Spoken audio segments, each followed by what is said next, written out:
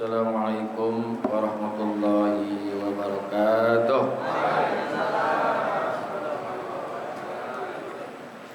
Al-Fatihah ila hadratin Nabi Muhammadin al-Mustafa Rasulillah sallallahu alaihi wa alihi wasallam. Jami' arwahi walidina wa masyaikhina wa muallimina wa asatizina, khususan li muallifi hadzal kitab Al-Imam Yahya bin Syaraf An-Nawawi, wa khususan li muassisi hadzal majlisi wal masjid, anna Allah yaghfir lahum wa yarhamhum wa yuhli darajatihim fil jannah wa yanfa'una bi asrarihim wa anwarihim wa ulumihim wa nafatin fid din wad dunya wal akhirah. Wa anna Allah al-karim yaftahu alaina futuhan arifin wa yufaqqihuna fid din wa yarzuquna kamalan ikhlas wal yakin. Wa ila hadratin nabi al-Fatihah. A'udzu billahi minasyaitonir rajim. Bismillahirrahmanirrahim. Alhamdulillahirabbil alamin arrahmanir rahim maliki yaumiddin. Iyyaka na'budu wa iyyaka nasta'in. Shiratal ladzina an'amta 'alaihim ghairil maghdubi 'alaihim waladdallin. Ya Rabbi bil Mustafa balligh maqasidana waghfir lana ma madha ya wasi'al karami. Ya Rabbi bil Mustafa balligh maqasidana waghfir lana ma madha ya wasi'al karami. Li khamsatun nutbi biha naral jahimil khatimah bil Mustafa wal Murtada wa ibnahuma wa Fatimah.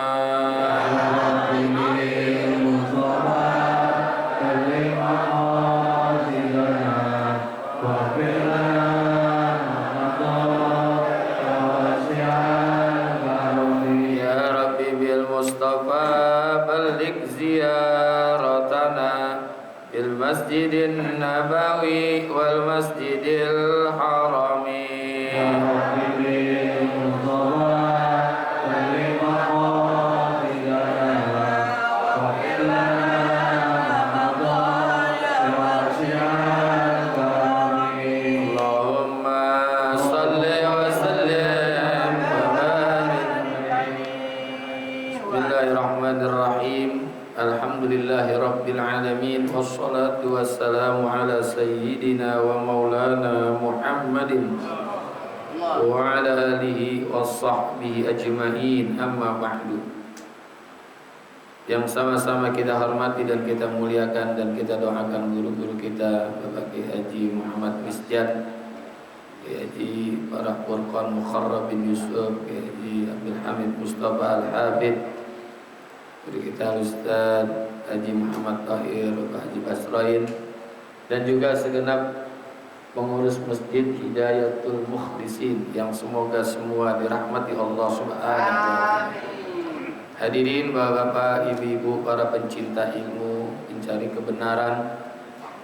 Alhamdulillah, pagi hari ini Allah masih memberikan kepada kita nikmat Islam, iman, hidayah, taufik, sehat, afiat, hadir di masjid yang kita muliakan ini untuk kita sama-sama menuntut ilmu. Semoga hadirnya kita mendapatkan ilmu yang manfaat, ridha dan inayat, sehat, afiat dalam ibadat.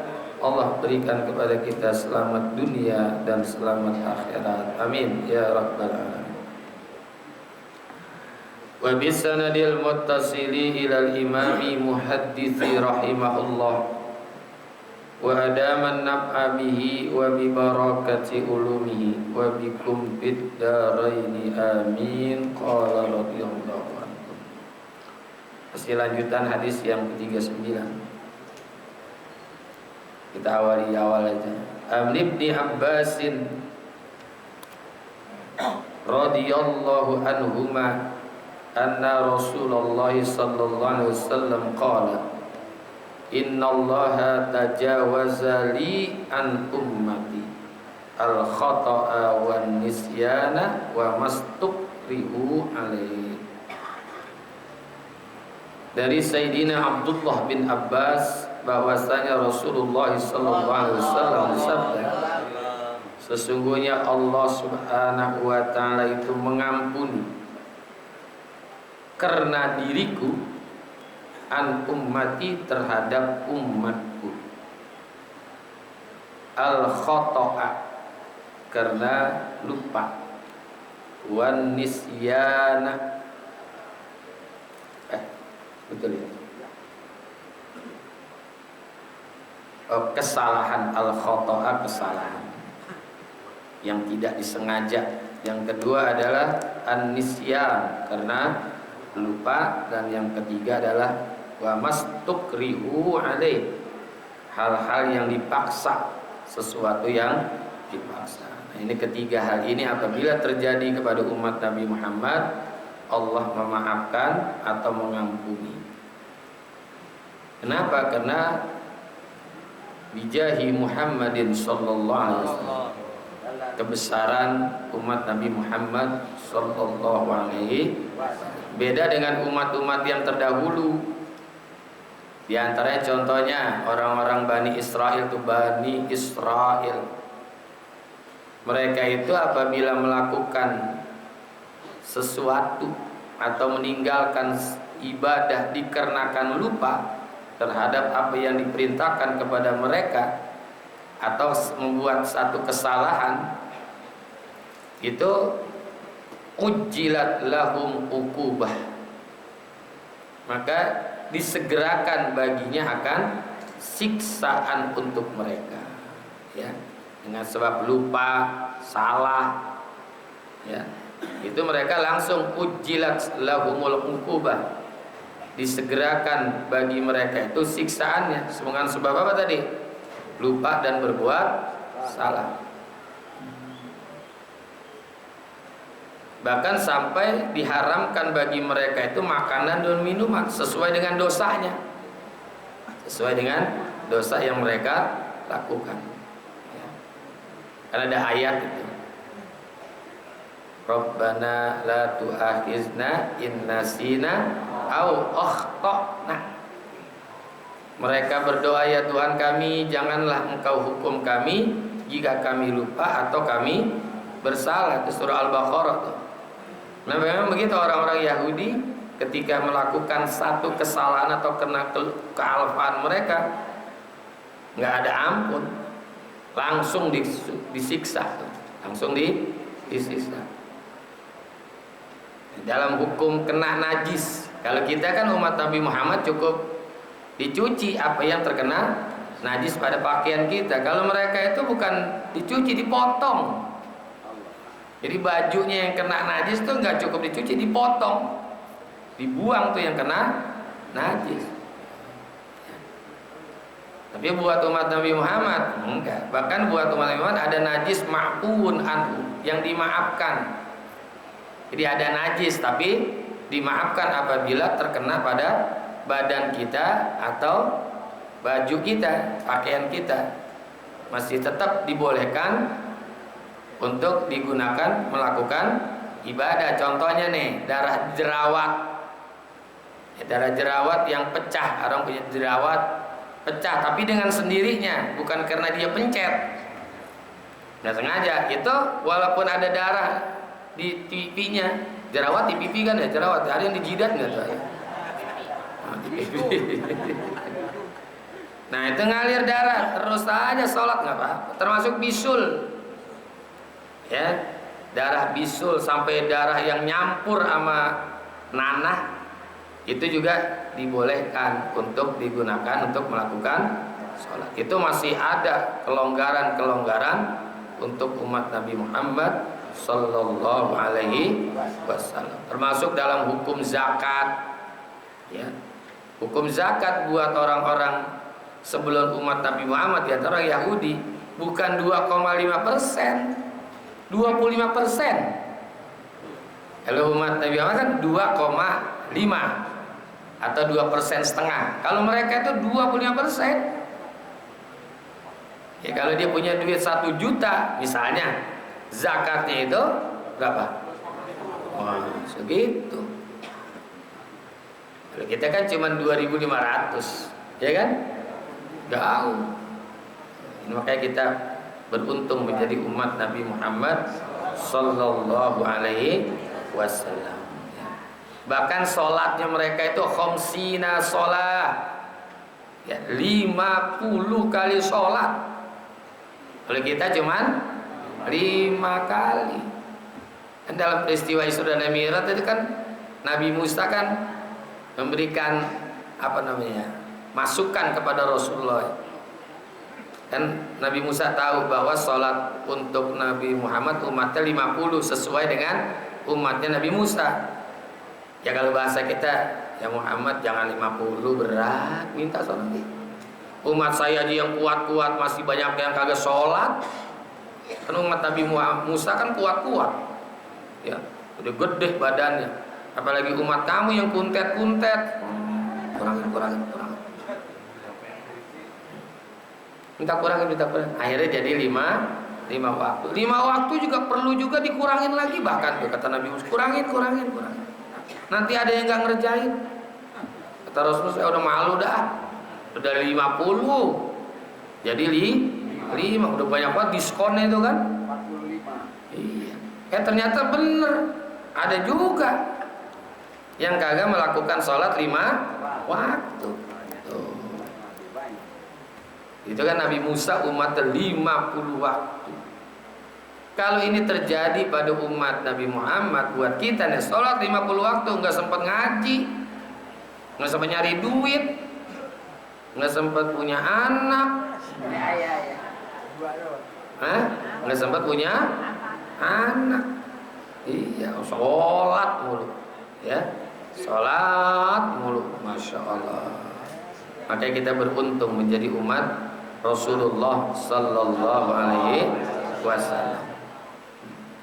Bahkan kalau umat terdahulu di antara orang Yahudi bikin dosa pagi, sorenya itu udah ada tulisan di depan pintunya, pelaku dosa, langsung otomatis itu pelaku dosa, ya. Kan dalam kitab Nasail Ibad tuh ada Nabi Adam alaihissalam tuh bukannya iri sih, menyebut bahwa engkau beruntung menjadi umat Nabi Muhammad. Aku ketika berbuat dosa langsung baju dilepas, hilang bajunya. Umat Nabi Muhammad berbuat dosa dalam keadaan gak pakai baju, tetap nanti bisa pakai baju lagi. Ya kan gitu kan? Aku nih berbuat dosa, diampuninnya di bumi. Ketika di langit belum diampuninnya di bumi. Umat Nabi Muhammad berbuat dosa di bumi, tapi tetap diampuninnya juga di bumi. Aku berbuat dosa di sorga, diturunin ke bumi. Umat Nabi Muhammad berbuat dosa, nanti dimasukin ke dalam sorga. Ini kan calon-calon sorga semua ini kelihatan. Baru calon, nggak apa-apa lah, udah masuk nominasi calon-calon sorga, ya. Jadi itulah keuntungan menjadi umat Nabi Muhammad. Di antara ini apabila melakukan kesalahan ini kan bisa terjadi pada ibadah, contohnya sholat puasa ya, itu bisa aja melakukan kesalahan yang kita lakukan. Nah, sholat kita ini bisa aja salah nih, bisa aja jadi salah karena memang nggak taunya atau karena memang dia lupa. Dalam sholat bisa aja, dalam wudhu aja kita kadang-kadang suka salah. Wudhu aja suka salah tuh, ya, tidak mengikuti aturan-aturan syariat dalam wudhu, termasuk sholat, puasa, haji, zakat, ya, pernikahan, itu bisa jadi melakukan kesalahan. Tapi Allah ampunin apabila ada kesalahan yang memang yang tidak disengaja. Termasuk an-nisyan, karena lupa. Lupa nih. Contohnya sholat aja, suka lupa nggak? Iya, rokaat tuh kadang-kadang paling cepet tuh, paling sering tuh adalah bilangan rokaat. Saking khusyuknya lupa di rakaat berapa ini. Ada juga yang ketika sholat itu menempatkan bacaannya salah tempat. Lagi tasahud dia baca Fatihah. Ya, kadang-kadang kita ada. Ya. Ini biasanya terjadi begini kalau lagi banyak duit biasanya. Lagi tasahud, alhamdulillah. Salah. Ya kena lupa berkata apa? Ya kan? Kalau lagi sholat, bilangan rakaatnya lupa. Ya wajar manusia, al insanu mahalul khoto'i wan nisyan. Nasiyah itu kan artinya lupa. Makanya akar kata an-nasu itu diambil kata nasiyah. Kenapa nasiyah? Nasiyah suka lupa. Manusia itu suka lupa. Ada juga yang mengatakan dari kata unsun. Unsun itu artinya jinak. Unsun itu artinya jinak. Jadi sifat manusia itu ada sifat dasarnya adalah pelupa. Ya pelupa. Tapi kalau perempuan ahli sejarah. Kalau perempuan itu ahli sejarah. Kesalahan suami yang udah puluhan tahun masih diingat aja. Ini perempuan-perempuan di Yahudi ini mah. Nah ini kalau lupa ketika melakukan puasa, ya kan, melakukan sholat, melakukan ibadah haji, itu dimaafkan karena lupa. Kita kan lagi baru bulan Ramadan ini, karena lupa jam 7 dia ngopi pisang goreng 4, begitu habis baru ingat, ya Allah gua puasa ya. Nah, udah kenyang baru ingat. Nah itu boleh tuh, boleh disebut gila tuh orang. Nah, kopi udah segelas, pisang goreng 3 baru ingat, itu disebutnya bukan lupa lagi, gila itu namanya. Ya gila. Atau dia mohon maaf nih, karena lupa bersetubuh di siang hari, nggak batal puasanya. Bersetubuh antara suami dan istrinya di siang hari karena lupa, puasanya tetap sah. Puasanya tetap sah gitu.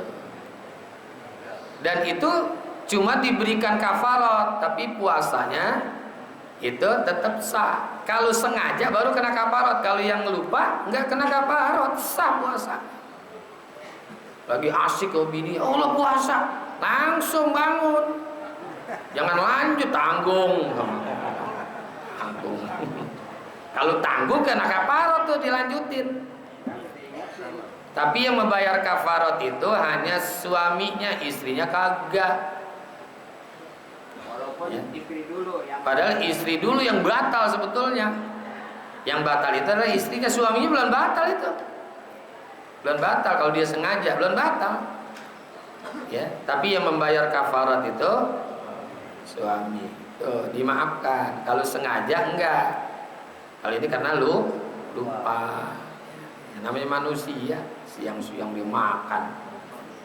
Karena lupa. Lagi naik motor, motornya ngepot ke warteg, lupa tuh motornya gitu. Bilu ke warteg lupa. Nah, itu dimaafkan itu. Termasuk dalam perkara haji, ya kan? Perkara haji. Haji itu kan bagi laki-laki yang nggak boleh ditutup adalah kepalanya, ya kan? Kalau perempuan kan wajahnya. Dia lupa ditutupin kepalanya pakai sorban, pakai peci begini. Sah hajinya, cuman kena dam gitu. Kena dam. Bayar dam dia. Mau nyembelih kambing atau puasa 3 hari di kota suci, 7 hari di kota kita nih, di tanah airnya gitu. Tapi haji tetap sah. Haji tetap sah, kena lupa. Ya kena lupa kadang-kadang. Atau lagi pakai ihram dinyabut rambut karena lupa, ya tetap sah hajinya, tapi dia mesti membayar dam, ya namanya lupa. lupa, nggak apa-apa. Ya. Jadi yang kedua adalah Allah berikan toleransi, Allah berikan dispensasi atau toleransi lah, memberikan tolerir ya kepada orang yang lupa. Yang ketiga wa mastakrihu alaih, karena dipaksa, dipaksa berbuat kesalahan, sebenarnya salah tapi dipaksa gitu, karena dipaksa. Ya dalam kasus apa saja, puasa kek, sholat kek ya. Kalau dipaksa dia melakukan kesalahan, itu diampunin oleh Allah. Misalnya nih lagi bulan Ramadan, suaminya kerjanya di luar kota, pulangnya 4 bulan sekali atau 3 bulan sekali, ya kan? 4 bulan. Iya, bulan Ramadan pulang lagi ngebet, palanya udah puyeng aja. Iya. Itu kan dilarang kan? Tapi suaminya bleget. Tahu nggak bleget? Nggak tahu hukum, diajak istrinya, bang saya lagi puasa. Awas lo ya, kalau lo kagak layanin gue cari jablay. Nah layanin. Tuh puasanya batal nggak? Nggak batal, dipaksa. Sama juga perempuan yang lagi haid, itu kan nggak boleh disetubuhin. Begitu suaminya pulang 4 bulan, nyampe di rumah istrinya lagi haid, ya Allah. Sementara serep kagak ada, punya bini cuman atu-atunya, ya. Sementara besok harus balik lagi ke tempat kerjanya, dipaksa melakukan sesuatu yang dilarang oleh Allah, itu nggak apa-apa. Tadi ancamannya begitu, awas lu ya, kalau nggak layanin gue cari. Daripada dia berzina, udah layanin, nggak dosa, karena dalam kondisi dipaksa. Kasus haji kan pernah Rasulullah kita kan nggak bisa masuk ke kota Mekah, ya kan? Gitu. Karena dicegah oleh orang-orang kafir Quraisy. Gitu. Jadi ini hal-hal yang pernah dipaksa oleh orang lain. Nah, itu diberikan maaf oleh Allah Subhanahu wa taala. Kemana? Istri ada nggak keluar daerah, ada di rumah. Istri men kagak puasa kagak, gilirannya istri noel-noel ditolak. Oh gitu. Banyak tuh. Pengalaman itu namanya. Dia sebenarnya curhat sama kita itu. Tahu. Jadi kalau hal-hal yang dipaksa itu diberikan toleransi. Yang diberikan toleransi, hal-hal yang dipaksa untuk begini, ya. Nah itu hal-hal yang seperti itu diberikan toleransi karena apa? Karena kebesaran umat Nabi Muhammad Sallallahu Alaihi Wasallam. Dalam kasus apa ya, sholat ke puasa ke, karena terpaksa ya.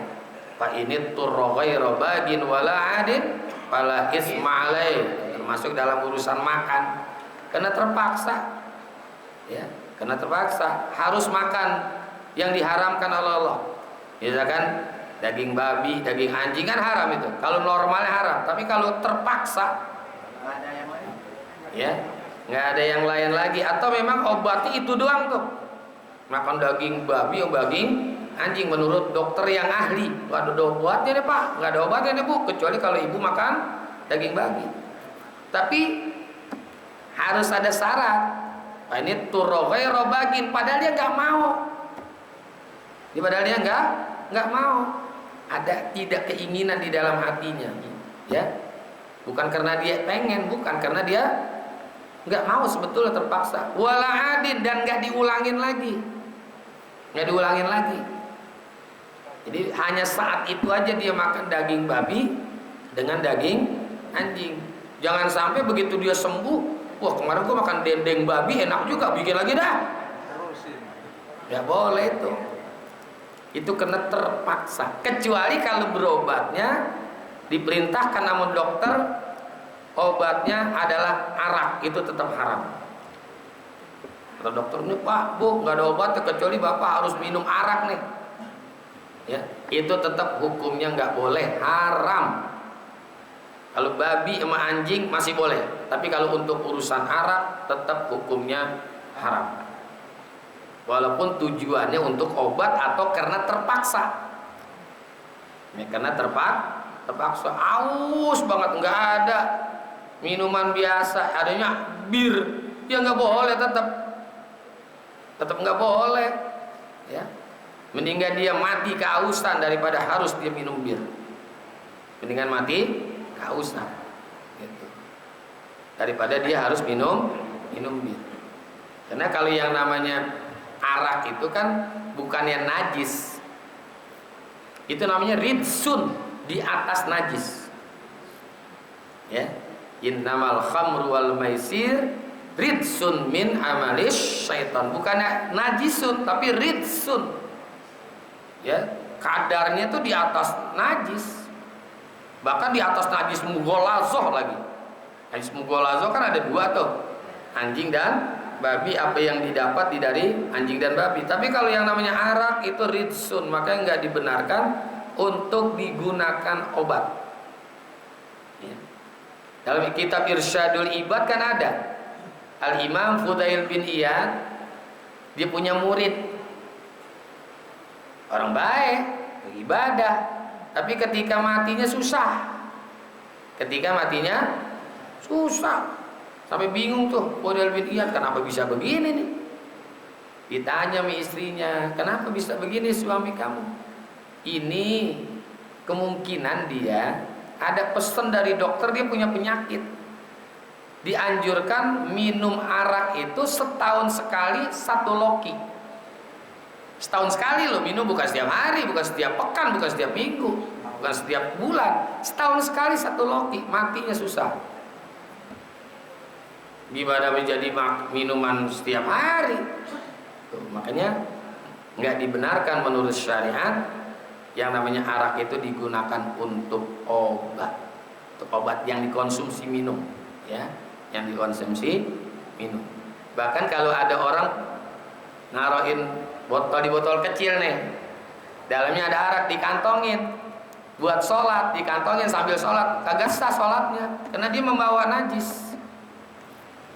Yang membawa najis bahkan bukan aja ridsun, meskipun ditutup rapat, dalamnya ada arak tuh 1 sendok atau 2 sendok, tetap nggak sah sholatnya. Ya, tetap nggak sah. Ada kitab Sabilul Muhtadin tuh, ya, Sabilul Muhtadin Syekh Arsad al-Banjari, itu disebutkan itu nggak sah sholatnya.